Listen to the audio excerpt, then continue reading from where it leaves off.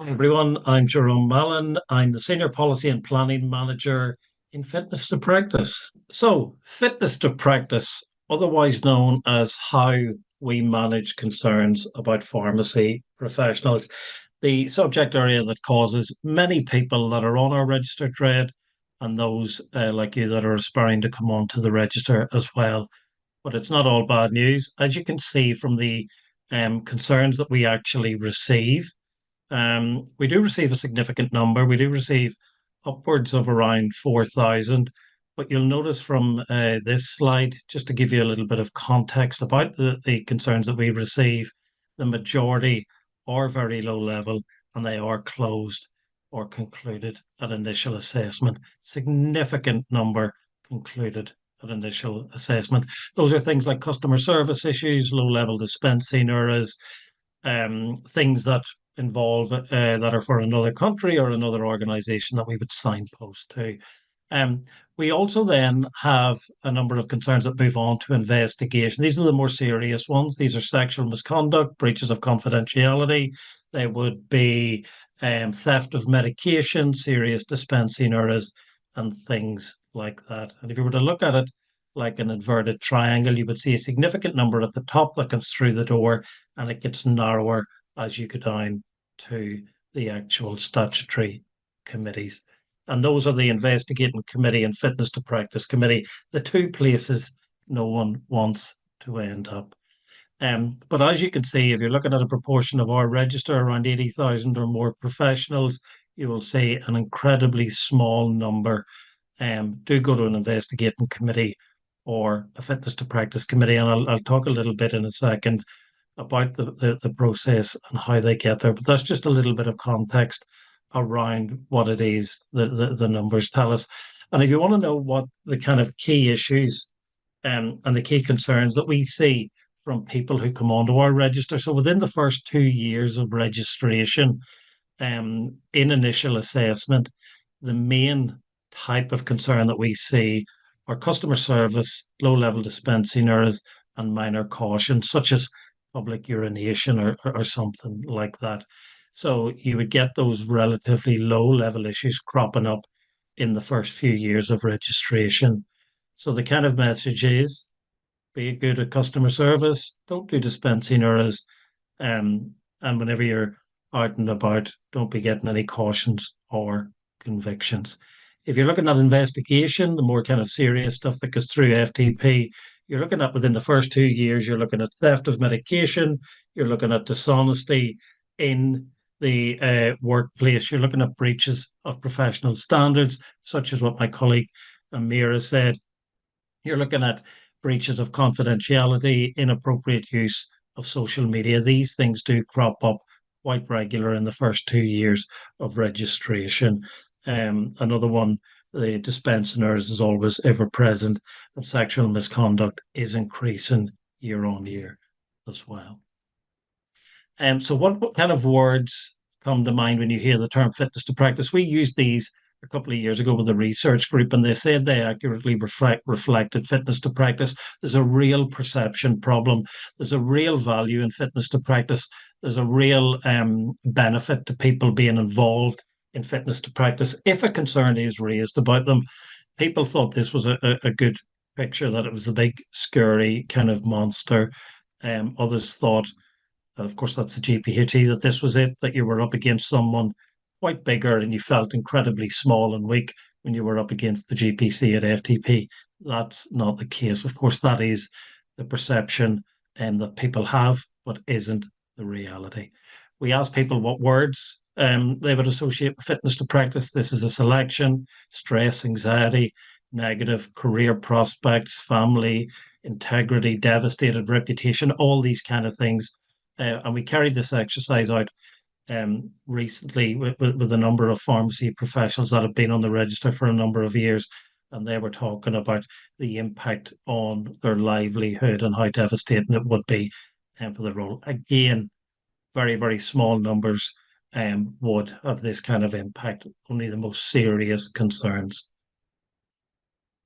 So the key points, and my colleague Amira mentioned this as well, fitness to practice is not there to punish people.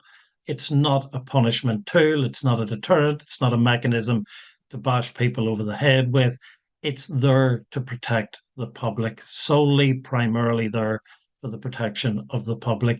It may have a punitive impact if someone's suspended, if someone's removed. It is going to have a punitive impact, but that's for the most serious concerns. And again, a very, very small number. Having a concern raised about you doesn't necessarily mean you will be removed. People think concerns raised, I'm going to be removed, I'm going to be suspended. Again, by and large, not the case. And the regulator is there to support professionals. We have um, our service promises. We have highly trained staff. We're very effective at investigating concerns. And there's a number of materials which I'll share with you that is there to support professionals through any concern as well. Because what we want to do is that we want to have professionals on the register that are safe to practice, and whatever we can do to support that, given the nature of the concern, we will do it. It's important to engage. If you have a concern raised about you, research shows that engaging and being represented can result in a lesser outcome or a less serious outcome. So, how do we do it? How do we manage them? We do investigate these things, and these will probably be obvious. Errors in dispensing medication, criminal conduct, fraud, theft, dishonesty, pharmacy professionals working under the influence, all these things happen. Sexual misconduct, all of them happen in various shapes, various guises. We investigate these things. We don't investigate claims for compensation or customer service issues. These get closed very early. Contractual issues around opening hours, non-pharmacy professionals, we do get some team members referred to us, but of course they're not on our register. Prescription charges, electronic prescriptions, and non-medicinal products. So an example of some of the serious concerns: working under the influence of drinking drugs, again, illegal or prescription medication being abused in the workplace, criminal conduct where it brings the reputation of the profession into disrepute, again, can happen frequently, acting out of the scope of practice or competence, again, prescribing matters. These things are emerging. We do get a lot of online concerns emerging as well. Dispensing errors of serious or repeated, or those that have a big impact on the person, on the patient involved. Dishonesty or fraud, for example, theft or a failure to be candid when things go wrong. Being open and honest, incredibly important. So this is what fitness to practice means. You may not be fitness to practice if your behaviour is putting patients at risk, practicing in an unsafe way, or if the health may be affecting their ability to undertake safe and effective practice. But you must have the skills, knowledge, and character and health to do the job safely and effectively. And that's what you're all working towards. Just a little bit about how we do it.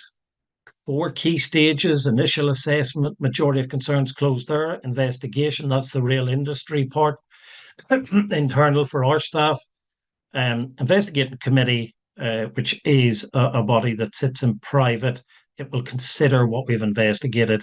They can conclude concerns there with a piece of advice or undertakings, primarily for health concerns. It can then send concerns on to the Fitness to Practice Committee. And of course, the Fitness to Practice Committee is the only branch that can suspend or remove any professional. And it does do that, but again, only for the most serious concerns. We can, of course, in very, very serious circumstances, request an interim order or a direct referral where the concern is quite quickly expedited to a Fitness to Practice Committee. So what can you expect from us if you do get a concern raised about you? Again, we don't want anyone to have a concern raised about them. We want everyone to abide by the professional standards and for no adverse issues to occur. In reality, that's not going to happen. So if you do get a concern raised about you, we will treat everyone involved as an individual. It's not a numbers game. It's about the people involved. We do recognise the human impact of what we do, and we understand that there's a person or people involved in every concern, whether that's the professional, whether that's someone who has been harmed, whether that's a family member, anyone whatsoever. And we do listen and understand people's needs and are responsive to them. And we're doing more to give patients and families a voice in what we do. So, again, if you do get a concern raised, there are professional standards and guidance that help. Again, those are the guidebooks. There's guidance on raising concerns, guidance on maintaining clear sexual boundaries. All of these, and Rachel mentioned demonstrating professionalism online. These are the guides. These are what you must adhere to. The standards are what you aspire to maintain and go beyond. If you adhere to all these, you'll never be anywhere near fitness to practice. We have new resources on being open and honest, and an essential aspect of professionalism. When things go wrong, new toolkit that's been published, really, really useful document. We've also on our FTP Managing Concerns guidance page, we've frequently asked questions about everything to do with fitness to practice. These questions are based on what people ask us. So we've collated them as a glossary of terms to support understanding, advice and support for those involved in FTP, voluntary agreements, which are it's a support mechanism should you get a concern raised about you and you want support from the regulator. Again, primarily for health or performance matters. A couple of other things. These are the Bibles. These tell you everything about fitness to practice and what we do and how we do it, all available on our website. And the key refresher points: engage with the GPhC if a concern is raised, be open and honest when things go wrong, always demonstrate learning, insight, and how you'll avoid a repetition of any issues, and always seek advice and representation where possible. And again, there's our website, easy to find online, all this information available there.